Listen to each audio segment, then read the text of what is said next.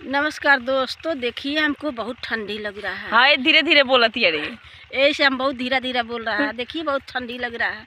और देखिए कैसा साड़ी ओढ़ के खेती माँ के हम लोग वीडियो बना रहा है। देखिए इधर पुअरा है। देखिए उधर देखिए आदमी लोग पानी चला रहा है। हमारे अपने यूट्यूब चैनल पर स्वागत करती है। हमारे चैनल के नाम है अर्चना भोजपुरी गीत स्टार। और देखिए हमको जैसे इतना तब देखिए आप लोग पहुँचाया, वैसे आप लोग थोड़ा थोड़ा देखेगा तो हमारा भी निकल जाएगा। आप लोग चाहेगा तो, नहीं चाहेगा तो नहीं निकलेगा। हेलो दोस्त, नमस्ते, प्रणाम। अपने यूट्यूब पे स्वागत करते हैं। हमारा विद्या नाम है, हमारा चैनल का नाम है विद्या गोरखपुर। आप लोग विद्या गोरखपुर पे आप लोग जाइए, उस पर भी गीत जा रहा है। अच्छा आप लोग सर्च मार के देखिए। अगर आप लोग के पसंद पड़ी तो लाइक करिए, कमेंट करिए, प्यारा सा आप लोग मनो शेयर कर दीजिए अच्छा से अपने प्यार दोस्त में।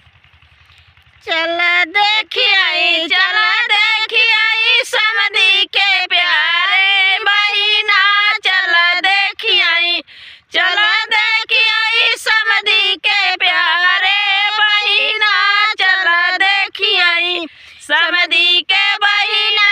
हटिया गईली बजरिया गईली, लड़कन के देखी मुस्काईबो गईली, चर लवंडा पटाईबो गईली। चला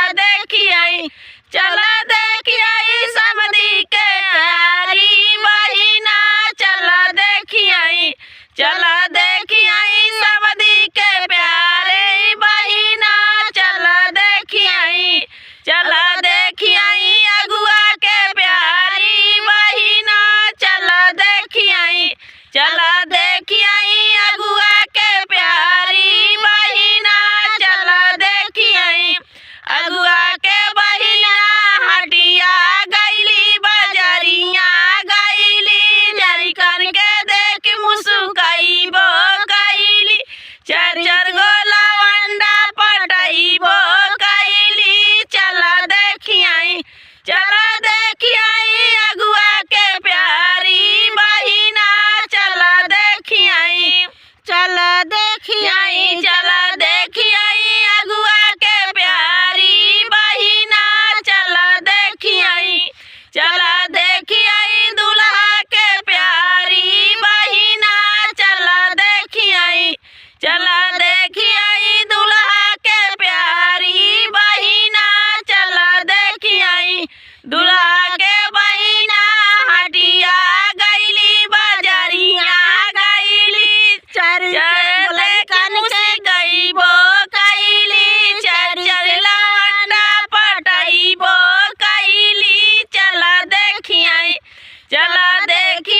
दुल्हा के प्यारी बहिना, चला देखिए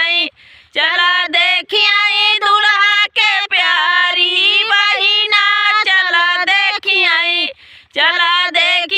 सबलिया के प्यारी बहिना, चला देखिए सबलिया के प्यारी बहिना, चला देखिए सबलिया के बहिना। हटिया गईली बजरिया गईली, लड़कन के देख मुस्काईबो गईली, चर गो लवंडा पटाईबो गईली। चला देखिए सबलिया के प्यारी बहिना, चला देखिए सबलिया के प्यारी बहिना, चला देखिए। बहुत प्यारा गारी गीत है ये।